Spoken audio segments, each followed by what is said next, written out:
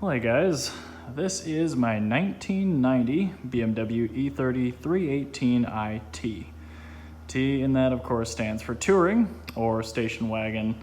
This car is Lagunagrun on tan. It started life in Wales as a M40 single overhead cam 1.8 liter 4-cylinder naturally aspirated E30 wagon. In 2016, I imported this through a good friend, Neil, in Southwest Florida, with the express purpose of jamming this engine in it. And the story behind this engine, it is a 1998 BMW M3 engine, so it's an S52 B32. It has a CES cut ring head gasket and a .140 copper spacer, so it is an 8.5 to 1 static compression engine. It has a CX Racing TO4E ball bearing turbo. It runs Miller War engine management on the factory 413 red label DME. And it puts about 410 horsepower to the tire and a little more than that in torque. The biggest issues I have with this car, honestly, are cooling, because this was originally a 4-cylinder and because it originally did not have air conditioning. All of the lower grills on this car are plugged or not there, like you would normally find on a US market 325i. So you can drive this car roughly 35 miles at a time before it starts getting a little bit warm. It does have a very large intercooler on the front. It does have a pusher fan on the front of the radiator.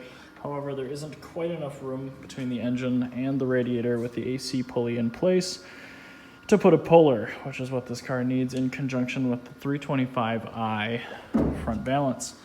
As far as what's been done to the car, obviously the engine swap.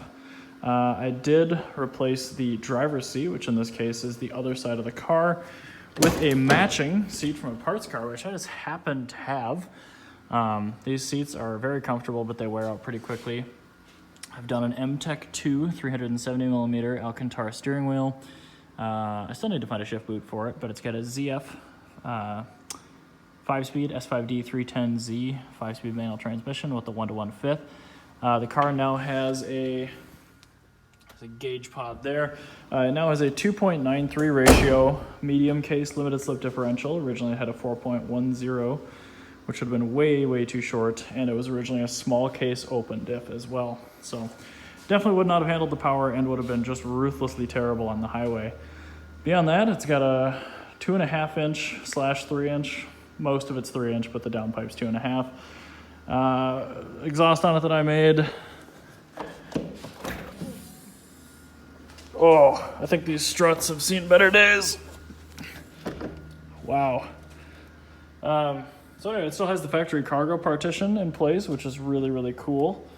Oh, that's a bummer about those struts. And then the back, I'm apparently just using for storage. It has lowering springs, things like that, which I have yet to install, but need to.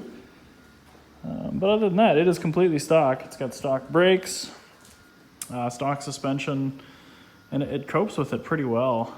It's just a little bit weird driving on the other side of the car, although it gets a lot of attention that way, and I kind of like that. It's also a slick top, which is pretty neat.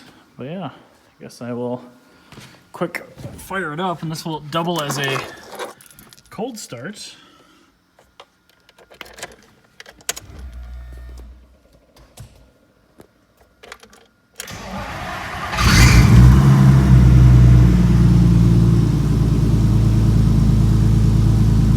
So it runs just shockingly well.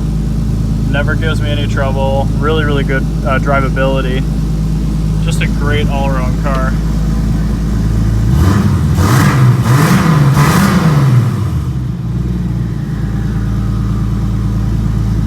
Could hear the turbo a little bit there.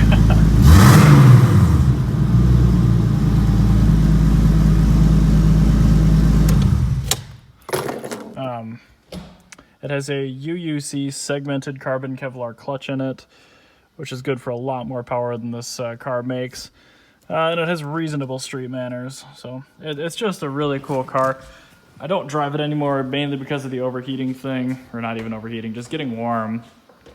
And the fact that it just has way too much power. So that is in a nutshell what I've done to Brexit, what it is, what I'm going to do in the future mods.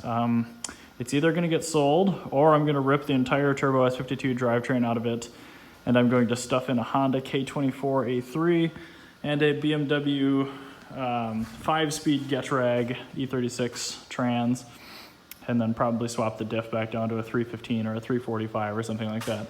The idea behind that is make it a 4-cylinder again to kind of restore, 318, not have to cut holes in the sheet metal for better cooling, and then just making it less fast so it's more usable. I would really, really like to do that. But we'll see.